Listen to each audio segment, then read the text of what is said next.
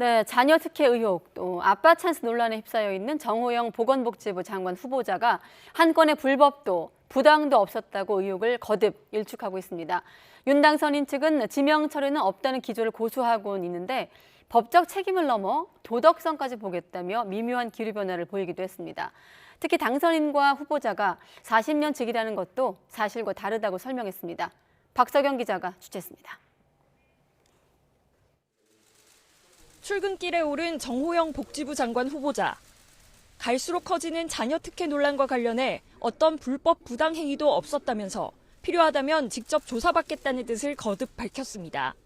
모두 사실이 아니거나 문제가 없는 것으로 확인되고 있습니다.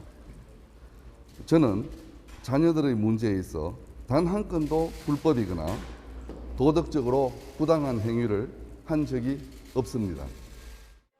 자진 사퇴론에 선을 그었던 윤석열 당선인 측은 여전히 청문회를 지켜보겠다는 입장이지만 기류는 다소 달라졌습니다.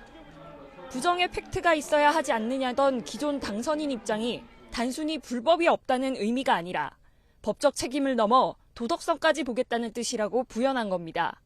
법적인 어떤 그 책임을 넘어서 도덕성까지 더 한 차원 높은 차원에서 국민의 눈높이에 맞지 않는 사안이 혹은 있는지 없는지에 대해서 언론과 국민과 함께 지켜보고 있다라는 말씀을 다시 한번 드리겠고요. 의혹이 사실로 확인된 건 없다면서도 인사검증 시스템이 완전하다고 자평하지는 않겠다며 자세를 낮췄습니다. 이어 윤 당선인과 정 후보자가 40년 직이라는 건 잘못 알려진 사실이고 각자 학창 시절을 보낸 뒤 전문 분야에서 바쁘게 활동했다며 신분설에도 거리를 뒀습니다. 국민의힘 일각에서는 억울하더라도 정 후보자가 거취를 결단해야 한다는 목소리가 계속 나오고 있습니다. 이해충돌의 의혹이 불러일으킨다는 것만으로도 적절하지 않다고 판단합니다. 빨리 정호영 장관 후보자께서 직접 결단해 주셨으면 좋겠습니다. 민주당에서는 정 후보자의 자녀 특혜 논란을 아빠 찬스라고 명명하고 더욱 공세 수위를 높였습니다.